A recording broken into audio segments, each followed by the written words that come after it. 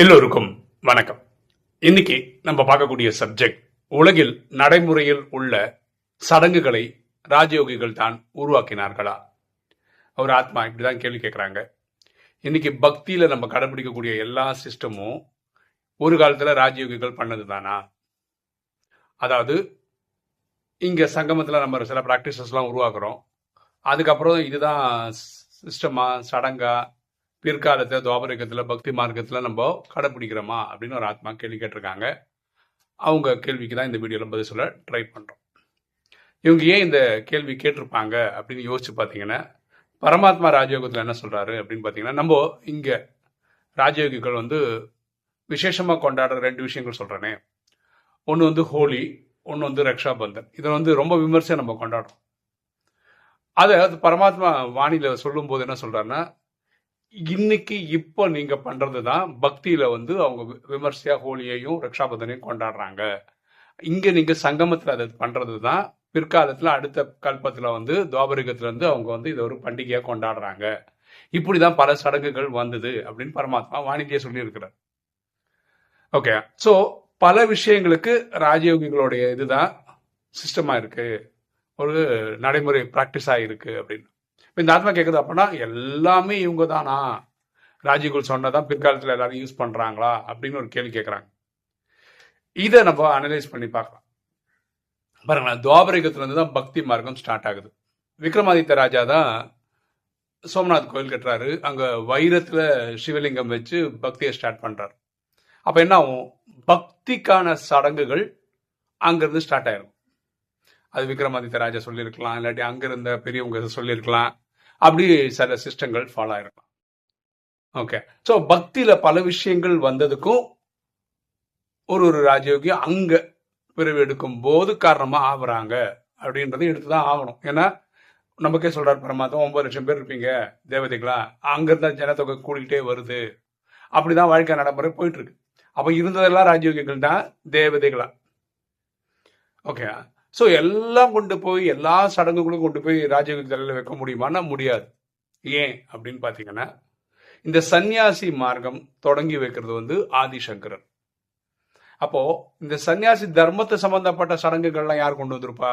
அவர் தான் கொண்டு வந்திருப்பார். ஓகே, ஸோ பரமாத்மா இங்க ராஜயோகம் ஸ்தாபனம் பண்றது குடும்ப மார்க்கம். ஓகேவா? இப்போ நம்ம சத்தியகுத்திலும் திரேதாயுகத்துல குடும்பம் தான் நடத்திட்டு இருந்தோம். அங்க ஒரு சாது சன்னியாசி கிடையாது. சத்தியகுத்திலும் திரேதாயுகத்திலும் துவாபரிகத்துல இந்த சன்னியாசி தர்மத்தை இவர் ஸ்தாபனம் பண்ணதுக்கு அப்புறம் தான் சன்னியாசிகள்ன்ற ஒரு ஃபார்மேட்டே வருது. அப்ப சன்னியாசி தர்மத்துக்கு தேவையான சடங்குகள் இதெல்லாம் யாரும் உருவாக்கி இருப்பா? ஆதிசங்கரர் தான்.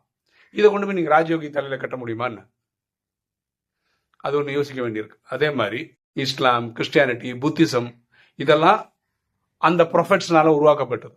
அந்தந்த தர்மத்துடைய ப்ரொஃபெஷனால உருவாக்கப்பட்டது. அப்போ அவங்க உருவாக்கின சட்டம்லாம் யார் உருவாக்குனா? அவங்க தான் உருவாக்குனாங்க. இதை கொண்டு போய் ராஜயோகிக்கு தலையில கொடுப்பீங்களா? கொடுக்க முடியாது. கரெக்டா? அதே மாதிரி பிற்காலத்துல இந்த தெய்வ நம்பிக்கையே இல்லை, ஏத்திஸ்ட்னு சொல்றோம், கடவுள் நம்பிக்கையே இல்லை அப்படின்னு சொல்லி சில கூட்டம் வராங்க. அப்போ அவங்களுடைய தாட்டை திணிக்கிறாங்க. சரியா? அப்போ அவங்க நம்புற அந்த சடங்குகள்லாம் இருக்குல்ல, நம்பிக்கைகள்லாம் இருக்குல்ல, இதெல்லாம் அவங்க உருவாக்குறது. புரியுதுங்களா?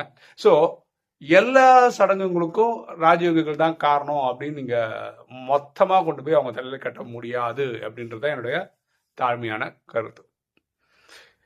ஆக்சுவலா இந்த மாதிரி யோசிச்சிருக்காங்க, அது வரைக்கும் ரொம்ப சந்தோஷம். நான் ஃபர்ஸ்ட் அவங்க கேள்வி கேட்கும் போதே எனக்கு புரியல, என்ன கேட்க வராங்கன்னே புரியல. அப்புறம் ரொம்ப அவங்க எக்ஸ்பிளைன் பண்ணி நான் சொல்றது கேள்வியை, அதுக்கப்புறம் தான் இவங்க என்ன கேட்க வராங்கன்னே புரிஞ்சுது. அதுக்கப்புறம் தான் யோசிச்சு இந்த மாதிரி விடைகள்லாம் சொல்ல முடிஞ்சது. ஓகே, இப்போ வீடியோ பார்க்குற நீங்க சொல்ல வேண்டியது, இன்னைக்கு பூமியில மனிதர்கள் ஒவ்வொரு சடங்கு ஃபாலோ பண்றாங்க. ஓகேவா? அதே மாதிரி இங்க பல மூட நம்பிக்கைகளும் இருக்கு. அந்த மூட நம்பிக்கை கூட சில இதுல நம்ம உருவாக்கி வச்சிருக்கலாம்.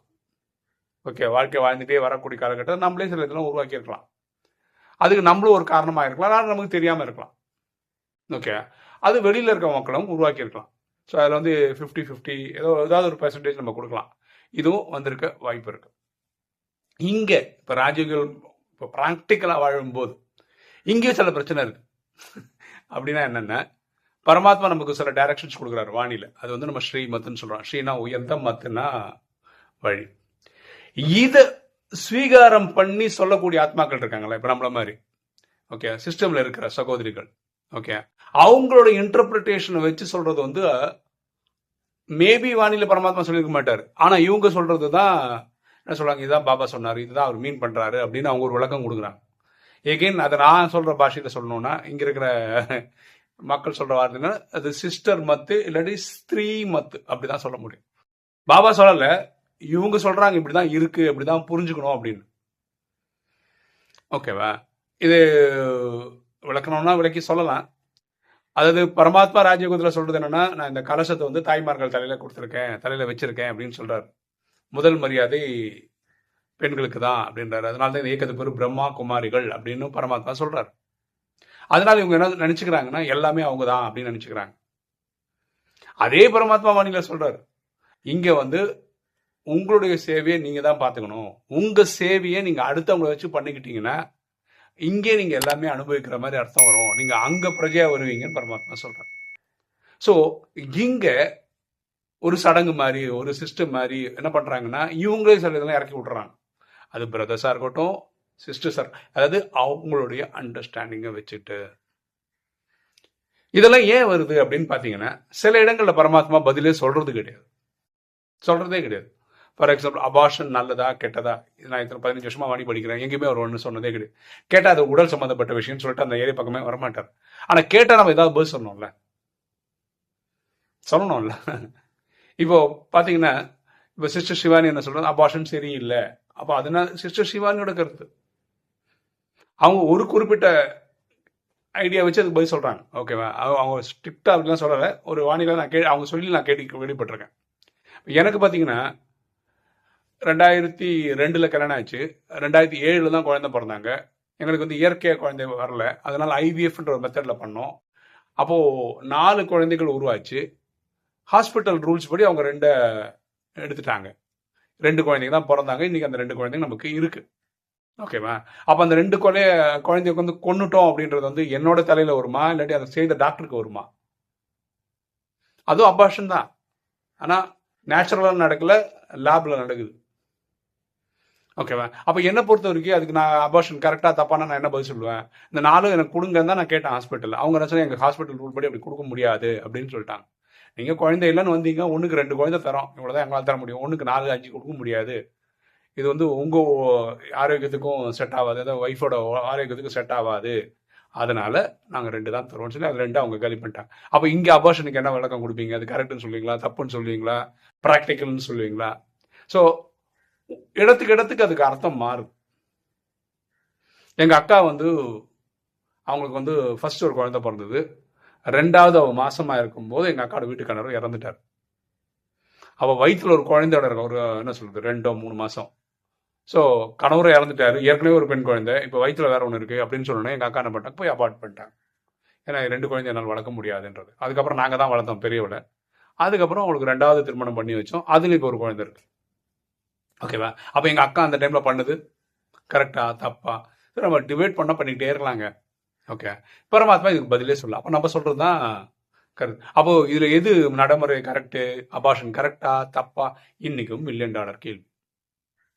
கிறிஸ்தவர்கள் வந்து அபார்ஷன் பண்ணவே கூடாது அப்படின்னு அவங்க ஸ்ட்ரிக்டாக நம்புறாங்க. ஏன்னா இறைவன் கொடுக்குறாரு, அதை வந்து நீங்கள் ஸ்வீகாரம் தான் பண்ணணும், அதை வந்து நீங்கள் அழிக்கிறதுக்கு உங்களுக்கு ரைட்ஸ் இல்லை அப்படின்றது கிறிஸ்தவர்களோட நம்பிக்கை. ஸோ பல சடங்குகள் ராஜயோகிகளால் உருவாக்கப்பட்டது அப்படின்னு எடுத்துக்கலாம். ஆனால் எல்லா சடங்குகளும் ராஜயோகிகள் தான் உருவாக்குனாங்கன்னு ஏற்றுக்கவே முடியாது. இது என்னுடைய தாழ்மையான கருத்து. உங்கள் கருத்து என்ன அப்படின்றத நீங்கள் கமெண்ட் செக்ஷனில் சொன்னீங்கன்னா நல்லாயிருக்கும். ஓகே, நான் போன மாதத்தோட கடைசியிலே நிறைய வாட்டி சொல்லிட்டு இருந்தேன், இந்த கரண்ட் பில்லை பற்றி சொல்லிகிட்டே இருந்தேன். அதுக்கு நம்ம யூடியூபோட அந்த பேமெண்ட்டே வந்தால் நல்லாயிருக்கும் அப்படின்னு சொன்னேன். எனக்கு கடைசி வரைக்கும் வரல. இன்னைக்கு நிலவரத்துலேயே அது $93 தான் இருக்குது. ஓகேவா? ஸோ இப்போ ஜூலையும் ஸ்டார்ட் ஆகிடுச்சு. 4ஆம் தேதி கட்டணும்னு சொல்லியிருந்தால இது எப்படி சமாளித்தேன் அப்படின்னு பார்த்தீங்கன்னா, எங்கள் அப்பா இறக்குற அந்த தருவதுக்கு முன்னாடி என்ன பண்ணியிருக்காங்கன்னா, எங்கள் குழந்தைங்க பேரில் 2 பேருக்கு பேரில் $5000 எஃப்டி போட்டிருந்தார். அதை நான் பிரேக் பண்ணேன். அதை பிரேக் பண்ணி கரண்ட் பில்லு கட்டிட்டேன். ஓகேவா? ஏன்னா நான் கடன் வாங்க மாட்டேன், போதும் வாழ்க்கையில் கடன் வாங்கினதெல்லாம். ஓகேவா? அதனால நான் வாங்குறது இல்லை. இப்போ எப்படின்னா, உங்களுக்கு தெரியும் யூடியூப் வீடியோ வரணும்னு அட்லீஸ்ட் கரண்டாவது இருக்கணும் வீட்டில். கரண்ட் இல்லாமல் நம்மளால் வாழவும் முடியாது. ஸோ அடுத்த 2 மாதத்துக்கு 60 நாளைக்கு வீடியோ வருதுன்னா அது எங்கள் அப்பா தான் காரணம். இறந்தும் அவர் ஒரு சேவை பண்ணுறார். அப்படி தான் நான் அதை எடுத்துக்கிறேன். இதுக்கு முன்னாடி நம்ம பாஸ்கோ பிரதர் உங்களுக்கு தெரியும்னு நினைக்கிறேன். அவர் பயங்கர இன்ஸ்பிரேஷன். அவர் தான் என்கிட்ட வந்து, நானும் அவர் ஒரே கம்பெனியில் ஒர்க் பண்ணிட்டு இருந்தோம். நான் வந்து அந்த சாஃப்ட்வேர் டீம் ஹெட் பண்ணியிருந்தேன்.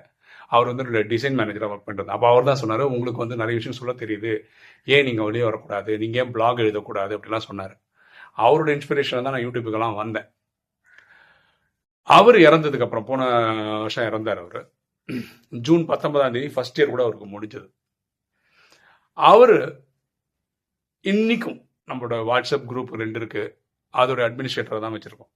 அவர் அந்த ஐடியெல்லாம் எடுத்துடலாம் விடல. அதே மாதிரி நமக்கு வந்து யூடியூப் சேனல் இருக்கு இல்லையா, இந்த யூடியூப் சேனலோடைய ஒன் ஆஃப் தி அட்மின் அவர் தான். நமக்கு ஒரு வெப்சைட் இருக்கு, டிவைன் கனெக்ஷன் சொல்லிட்டு, அதோடைய முக்கியமான அட்மினும் அவர் தான். இன்னைக்கு அவர் இல்லைன்னா கூட அவரை எல்லா பொசிஷன்லையும் வச்சிருக்கோம். ஏன்னா இது வழியாக வரக்கூடிய புண்ணியத்தோட ஒரு அக்கௌண்ட் அவருக்கு கொஞ்சம் போகணும் அப்படின்றது என்னுடைய, போகும் அப்படின்றதும் ஒரு நம்பிக்கை எனக்கு. ஏன்னா அவர் அவ்வளோ சேவை பண்ணியிருக்காரு. அவர் இறந்தும் அதை சம்பாதிக்கட்டும் அப்படின்றதுக்காக வச்சுருக்கோம்.